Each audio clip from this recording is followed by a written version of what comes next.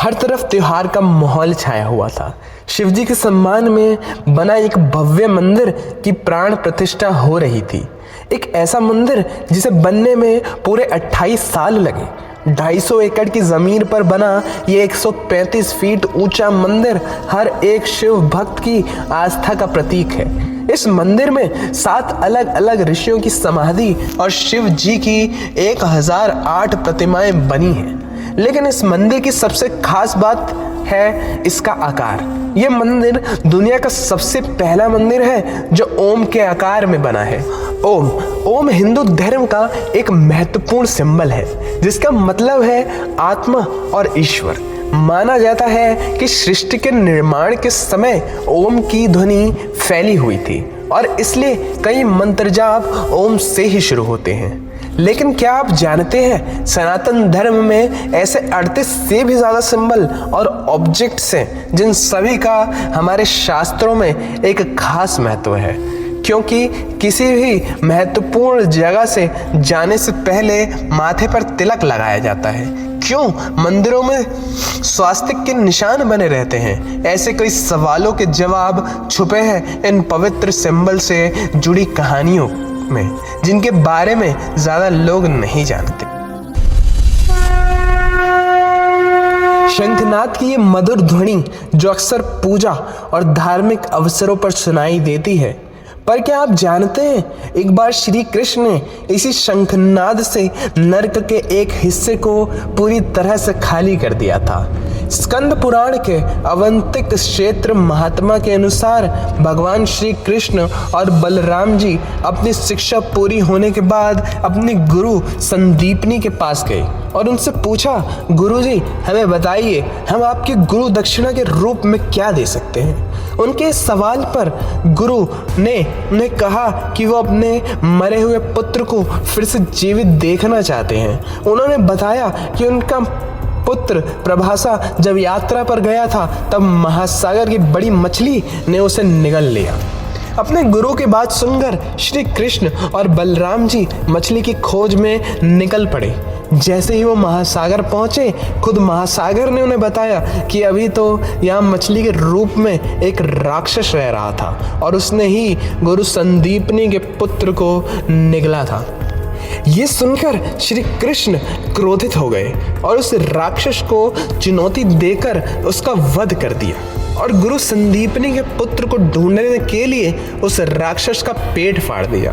उन्हें गुरुजी का पुत्र तो नहीं मिला, लेकिन उसके पेट से श्री कृष्ण को पंचजन्य नाम का एक शंख हासिल हुआ। कहते हैं पंचजन्य शंख समुद्र मंथन में प्राप्त हुए रत्नों में से एक था। लेकिन श्री कृष्ण ने जब इसे प्राप्त किया तो वो श्री कृष्ण के शंख ही कहलाने लगा। जब श्री कृष्ण और बलराम जी को गुरु संदीपनी का पुत्र वहां नहीं मिला तो वो यमराज से मिलने नरक चले गए, जहां उन्होंने यमराज से अपने गुरु जी के पुत्र को फिर से जीवित करने का अनुरोध किया। लेकिन यमराज उनकी बात मानने के लिए तैयार नहीं हुए और वहां उनके बीच एक युद्ध छिड़ गया। लेकिन इससे पहले ये युद्ध भयानक मोड़ लेता, वहां ब्रह्मा जी प्रकट हो गए। उन्होंने श्री कृष्ण को शंख बजाने का सुझाव दिया। उनकी बात मानकर श्री कृष्ण ने ठीक वैसा ही किया। जैसे ही शंख की आवाज नरक के उस हिस्से में फैली, वहां मौजूद सारी आत्माएं अपनी सजा से मुक्त होकर अपने रथ पर सवार होकर स्वर्ग की तरफ चल पड़ी। ये देख यमराज हैरान हो गए और श्री कृष्ण से माफी मांगकर उन्होंने ऋषि संदीपनी के बेटे को पुनर्जीवित कर दिया। श्री कृष्ण ने के बजाय शंखनाद से इतनी शक्ति फैली कि सभी अपने पापों से मुक्त होकर परमात्मा से रूबरू होने चल पड़े। इसलिए माना जाता है कि शंखनाद से सारी ओर एक पवित्र शक्ति फैल जाती है। इसलिए शंख का सनातन धर्म में ग्रंथों एक अहम दो शंखों के बारे में बताया गया है। पहला वामवर्त शंख जो शिव से जुड़ा है और दूसरा दक्षिणवर्त शंख जो विष्णु से जुड़ा है।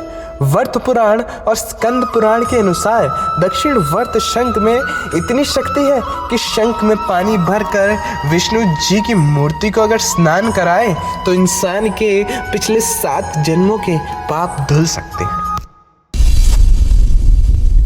स्वास्तिक एक 7000 साल से भी ज़्यादा पुराना पवित्र सिंबल, जिसे आज दुनिया के कुछ हिस्सों में नफरत और बुराई का सिंबल माना जा रहा है। नवंबर 2022 न्यूयॉर्क शहर के कॉम्प्लेक्स में एक इंडियन फैमिली बड़ी खुशी से दिवाली मना रही थी। तभी एक फ़ोन आ गया और उसने पूरे खुशहाल माहौल को एक अजीब रूप में ढाल दिया। फोन की दूसरी तरफ उस अपार्टमेंट का एक मैनेजर था जो कड़वे शब्दों में कह रहा था कि आपकी दिवाली का डेकोरेशन काफ़ी ज़्यादा ऑफेंसिव है और घिनौना है, प्लीज़ इसे हटा दीजिए वरना हमें आपके खिलाफ एक्शन लेना होगा। ये सुनकर वो फैमिली दुविधा में पड़ गई और उन्होंने उससे पूछा, हम तो सिर्फ ना त्योहार मना रहे हैं, इसमें किसी को क्या प्रॉब्लम है? तब मैनेजर ने उन्हें बताया, प्रॉब्लम त्योहार मनाने या डेकोरेशन से नहीं बल्कि डेकोरेशन में यूज हुए उस सिंबल से थी। एक ऐसा सिंबल जिसे लोग हिटलर का हॉकिन क्रू समझ रहे थे। नाजी गवर्नमेंट की नफरत और देश एक ऐसा ही सिंबल जिसे लोग हिटलर का हॉकिन क्रू समझ रहे थे, नाजी गवर्नमेंट की नफरत और दहशत का प्रतीक। पर यह असल में एक ऐसा ही सिंबल जिसे लोग हिटलर का हॉकिन क्रू समझ रहे थे, नाजी गवर्नमेंट की नफरत और दहशत का प्रतीक।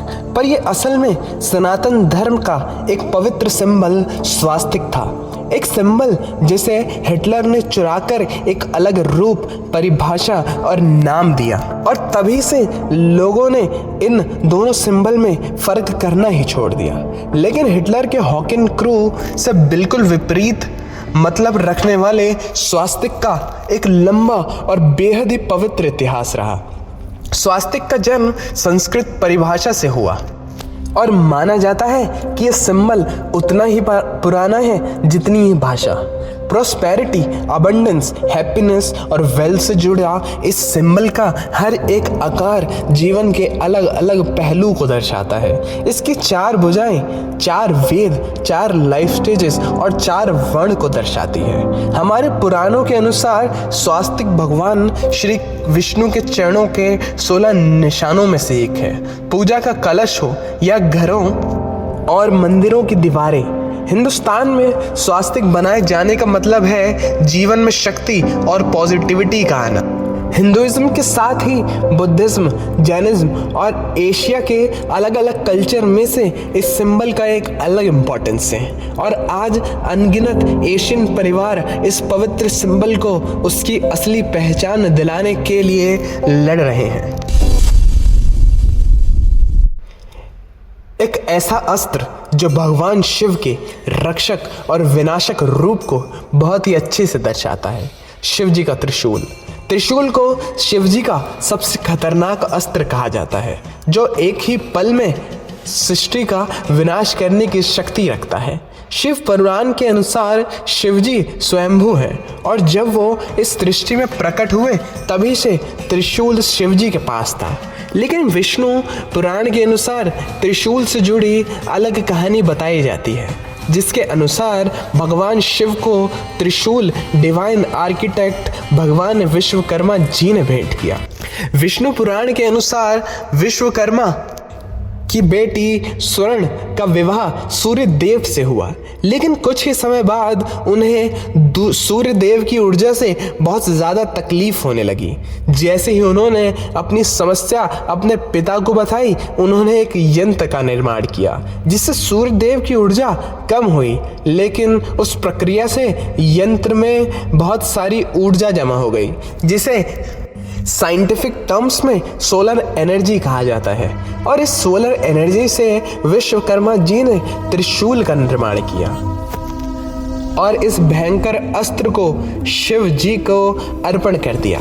त्रिशूल रक्षा का प्रतीक माना जाता है, लेकिन इसी के साथ त्रिशूल की 3 भुजाएं 3 तत्व यानी सत्व, राज और तम और उस समय के 3 काल, भूत, वर्तमान और भविष्य को दर्शाता है। भगवान शिव के त्रिशूल धारण करने का मतलब है कि वो ही सत्य और वो ही इन सब गुणों और तत्वों से ऊपर है।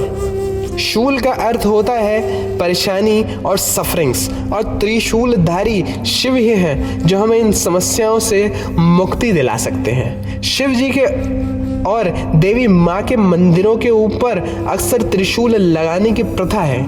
इसी के साथ कई धार्मिक स्थलों पर त्रिशूल लगाने की प्रथा है और कई धार्मिक स्थलों पर त्रिशूल का निशान नजर आता है। माना जाता है कि ये उस जगह की सुरक्षा और पवित्रता का प्रतीक है। शिवजी के अलावा माँ दुर्गा, माँ काली और शिवजी के ही रूप काल भैरव कुछ अन्य भगवान भी हैं जो त्रिशूल को धारण करते हैं। एग्जाम्स हो, बर्थडे हो या फिर जॉब इंटरव्यू, माथे पर तिलक लगाने की प्रथा हर घर में नजर आती है। लेकिन क्या आपने सोचा है कि इसके मायने क्या हैं?